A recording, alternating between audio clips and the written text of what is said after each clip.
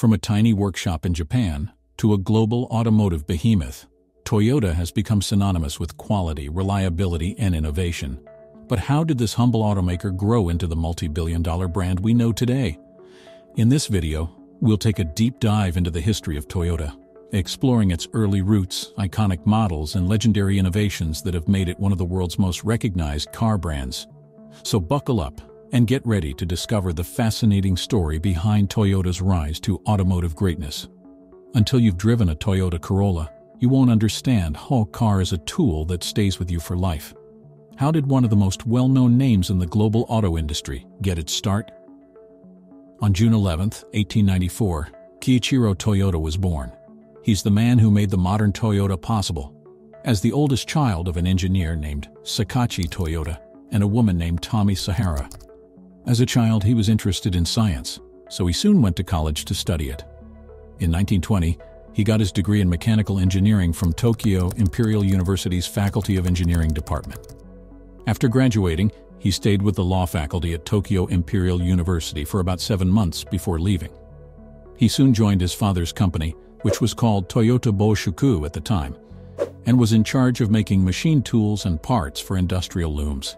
Kiichiro went to San Francisco, London, and Oldham between July 1921 and February 1922 to learn about the spinning and weaving industries. He returned to Marseille via Shanghai, but he was also starting to become interested in the automobile industry. It may surprise some, but the company did not start making anything remotely related to automobiles. Kiichiro Toyoda made the Toyota Automatic Model G loom in 1926. A big deal in Japan because it could fix itself if something went wrong. He then set up Toyota Industries Corporation Limited and made his son the head of that company. Kiichiro had always wanted to turn the company into an automaker that would take advantage of a new technology that he thought would be very good for Japan. His trip to Europe and the United States in 1929 only confirmed his beliefs. In the same year, the automobile was made. The patent for the automatic loom was sold to the British company Platt Brothers. In 1933, the Toyota Industries Corporation opened its first division for making cars. Later in 1936, the Automotive Manufacturing Act made it a licensed company. Its first production car, the Model AA sedan, came out in 1936. The Chrysler DeSoto Airflow heavily influenced it, and its design followed the rules of the time. In 1937, it became the Toyota Motor Corporation, and Kiichiro Toyoda became vice president the same year. New designers were being thought of, but since the Pacific theater of World War II was at its height, the Toyota family would be affected on both the home and business fronts. Even though full passenger car production wasn't allowed in Japan until 1949, a small number of cars were able to be built starting in 1947. One of these cars was the Toyota SA, which made his persistence worth it when the GHQ announced that commercial production of vehicles for the general public would soon be allowed. In January 1947, the car came out to lukewarm reviews and sales, but it was enough to get Toyota moving forward. Japanese automakers were allowed to start making passenger cars again. Still, a new program to stabilize the economy and lower inflation caused a severe cash shortage in the auto industry, which caused many truck owners to stop paying their loans. In the end, the Central Bank of Japan, the Bank of Japan, saved the company. Toyota got out of its financial trouble. At the beginning of the 1950s, Toyota was a smaller company closing factories and laying off workers. Around the same time, the Korean War broke out, and the Army ordered 1,000 trucks from Toyota because it was close to the front lines. This helped the struggling company's operational performance a lot. In 1950, company executives, including Kiichiro's cousin Eiji Toyoda, went to the United States for training at the Ford Motor Company and to observe the operations of many American manufacturers. The Toyota Way, a management philosophy, and the Toyota production system, a lean manufacturing technique that would make the company a leader in the manufacturing industry, were born from what they learned during the trip and what the company learned about making looms. The Crown of Toyota was working on its first full-size passenger car. Before the Crown, Toyota began outsourcing the design and production of car bodies in 1952. These bodies were then put on Toyota-made truck frames. The task was a big test for Toyota because they had to make new bodies and a new chassis that would be comfortable on the slow, unpaved roads that were common in Japan at the time.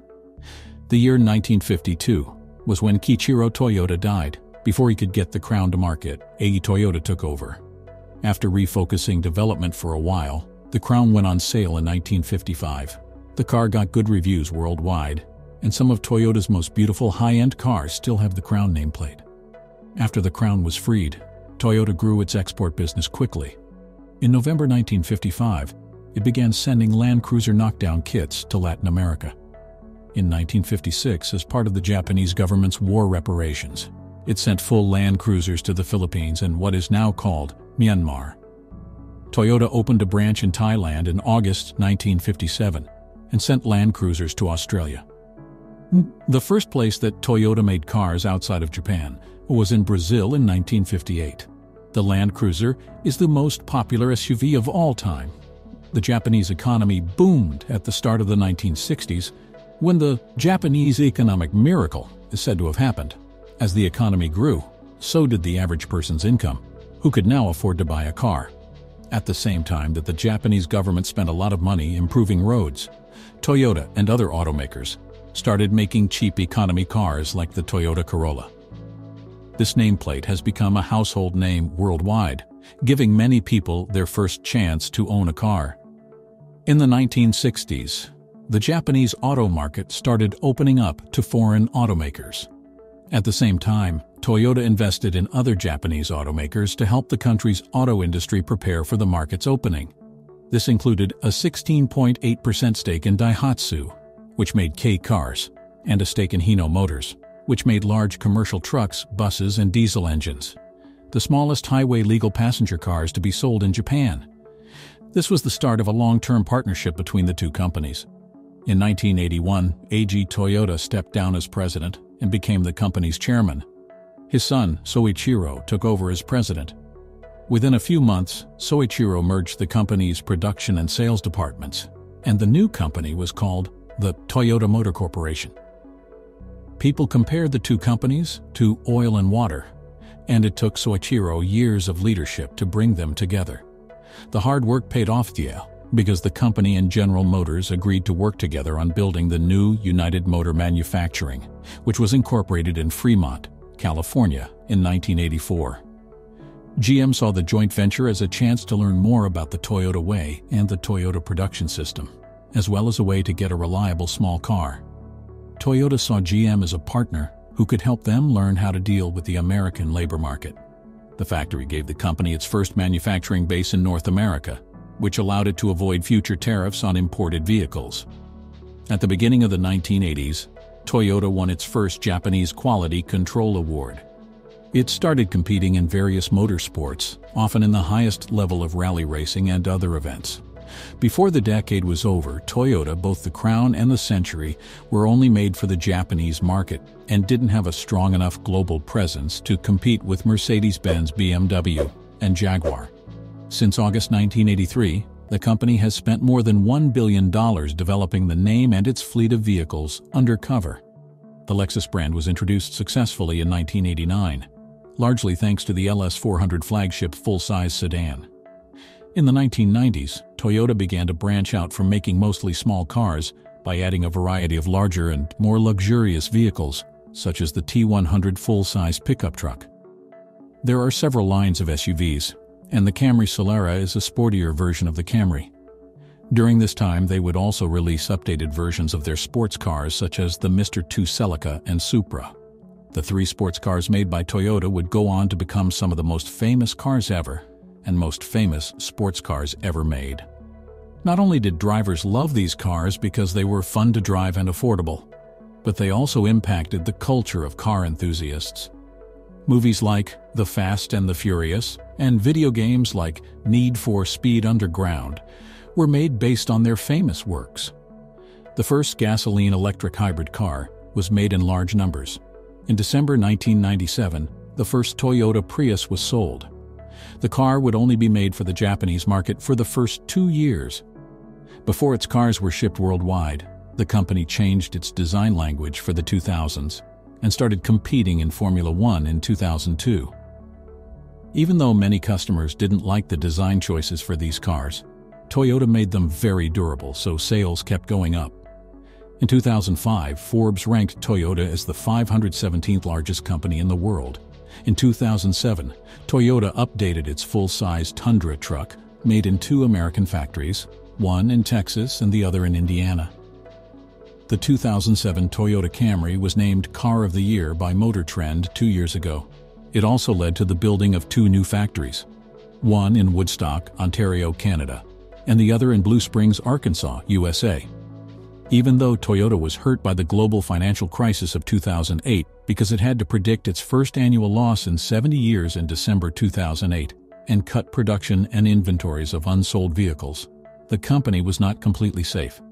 In January 2009, it said that all of its plants in Japan would be closed for 11 days. Toyota called back millions of cars between 2009 and 2011 after hearing that some drivers had sped up without meaning to. The goal of these recalls was to stop a floor mat on the front driver's side from sliding into the foot pedal well and trapping the pedals and to fix any possible mechanical sticking of the accelerator pedal. The company was also sued for injuries to people and deaths that were not their fault. Paid $1 billion, U.S. settled a class action lawsuit to compensate owners for lost resale value, and paid the U.S. government $1.2 billion as a criminal penalty for hiding information about safety defects and making false statements. At least 37 people died in accidents that were blamed on unintended acceleration. Since 1999, nearly 9 million cars and trucks have also been called back. A Toyota family member had not been in charge. On June 23, 2009, Tatsuaki Watanabe resigned as president of the company because of the unintended acceleration scandal. He was replaced by Akio Toyoda, the grandson of the company's founder, Kiichiro Toyoda. Since joining the company in 1984, Akio has worked in production, marketing, and product development. In 2000, he was elected to the board of directors, but in 2011, Toyota and the 2011 Tohoku earthquake and tsunami caused a lot of damage to the supplier base and a drop in production and exports. Japanese automakers that had chosen Thailand as a production base were affected by the severe flooding during the 2011 monsoon season in Thailand. According to estimates, Toyota lost 240,000 units of production due to floods and 150,000 units due to the tsunami. One of the bad things had to be permanent, though, since the automaker sold 5.1 million cars in the 6 months that ended on June 30, 2014, which was 3.8% more than the same time in 2013. This made the automaker second place for global sales in the first half of 2014. Volkswagen came in a close second with 5.07 million cars sold. Even though they didn't beat Tesla, Toyota was able to use the extra money to develop hybrid powertrains and electric vehicles, EVs. This didn't last long though, because in August 2016, Toyota bought all of Daihatsu's remaining assets, making the small car company a wholly owned subsidiary of Toyota and giving them access to more Japanese domestic market segments, such as the car. During this time, redesigned versions of Toyota's well-known cars, like the Corolla, Crown Prius, and Camry, continued to impress customers. They also put a lot of money into hydrogen fuel cell research to make the Mirai, even when everyone else was ready to write it off as useless technology. The current generation Mirai can compete with battery electric vehicles in terms of range, though it was briefly behind in advanced technologies like self-driving. Toyota has caught up and is planning to overtake all of the competition soon, and the company is expected to keep going strong in the future with the Abul. Their reputation for making affordable, high-quality cars that last for a long time is undeniable. This goes to the Lexus sub-brand, which competes with BMW and Mercedes, and often sells more than them. Everyone's favorite car company stays here and will keep making great cars. It hasn't forgotten where it came from, as the original Loom company still exists. Have you heard the story of Toyota before? If so, what else would you add to this video? Let us know in the comments, and if you want to see more inspiring business videos, check out our channel. Do like and share our videos. Thanks for watching. See you in the next video.